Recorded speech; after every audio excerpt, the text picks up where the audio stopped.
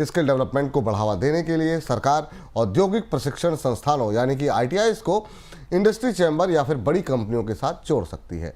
इस रिपोर्ट के मुताबिक नीति आयोग इस व्यवस्था के लिए फ्रेमवर्क तैयार कर रहा है।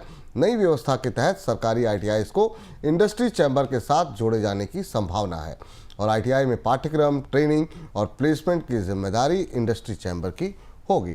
सर, आखिरकार सरकार को ऐसा क्यों करना पड़ा सर? ITI को लेकर नीति आयोग लगातार अपने अलग अलग प्रयोगों में, कोशिशों में इस तरीके की सिफारिश करता रहा। पहले तो हमें समझते हैं कि ITI जैसी संस्थाएं आमतौर पर जब तक इंडस्ट्री के साथ न जोड़ी जाएं तब तक वो सफलता में से चल नहीं सकती।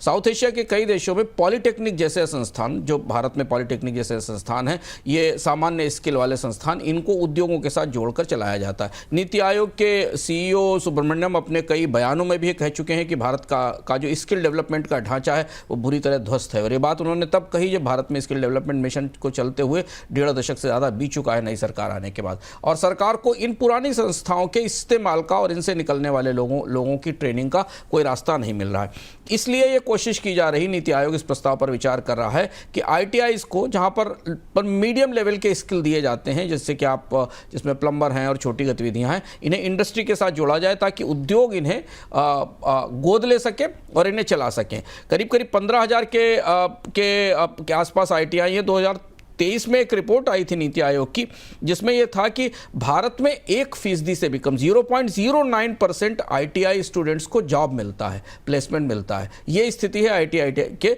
स्किल की, और इसलिए इस पर लोग निगाह रहेगी कि क्या उद्योग इस पुरानी संस्था को, बहुत पुरानी संस्था है ITI को, इसे वो कैसे स्वीकार करते हैं और इसे कैसे अपने औद्योगिक गतिविधियों के साथ जोड़ते हैं। इस बीच देश में गैर रेगुलेटेड लेंडिंग पर रोक की तैयारी हो रही है। इसको लेकर के सरकार आगामी संसद सत्र में बिल पेश कर सकती है। बिल में रिजर्व बैंक के दायरे से बाहर किसी भी तरह की लेंडिंग गतिविधि को अमान्य घोषित किया जा सकता है। हालांकि रिश्तेदारों से लिए जाने वाले कर्ज को इस दायरे से बाहर रखा जा सकता है। सर, इसी कार्यक्रम में बोनस पॉइंट में हम पहले भी इसको लेकर के बातचीत कर चुके हैं। अब सवाल यहाँ पर ये उठता है सर कि कौन कौन सी लेंडिंग जो है वो इस कानून के दायरे में आ सकती है?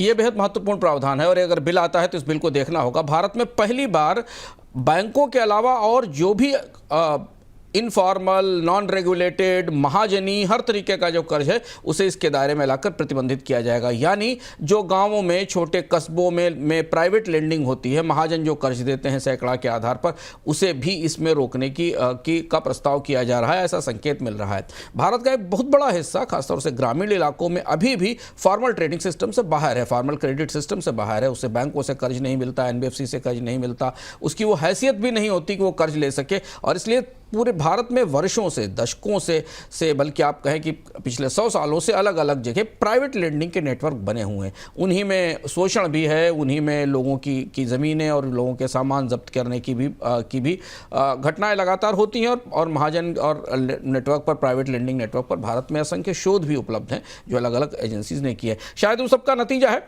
कि सरकार अब नया बिल लाने जा रही है जिसका नाम होगा banning of unregulated lending activities, BULA bill. और इस बिल में सारी की सारी इनफॉर्मल लेंडिंग एक्टिविटीज़ को कवर किया जाएगा। केवल जो घरेलू परिवार से अगर आप किसी से कर्ज लेते हैं तो उसे शामिल नहीं किया जाएगा। इसके साथ जो फेक लोन ऐप हैं और अलग अलग तरीके की लेंडिंग प्रक्रियाएं वो इसके दायरे में लाई जाएंगी। यह बड़ा कदम होगा। बिल का प्रस्ताव आने के बाद हम इसके और बेहतर प्रावधानों के बारे में जान पाएंगे, लेकिन भारत में ये बड़ा कदम होगा। इससे एक तो अधिकार आएंगे तमाम एजेंसियों के पास कि उस लेंडिंग को रोक सकें, और दूसरा लोगों को फॉर्मल लेंडिंग सिस्टम में लाने में मदद मिलेगी। पर इसमें तमाम सवाल भी हैं, क्योंकि जो लोग इस इनफॉर्मल लेंडिंग सिस्टम से कर्ज लेते हैं उनकी बैंकेबिलिटी नहीं है, वो बैंक में कर्ज लेने लायक नहीं है, तो उनका क्या होगा, उन्हें सस्ते कर्ज कैसे मिलेंगे? जी।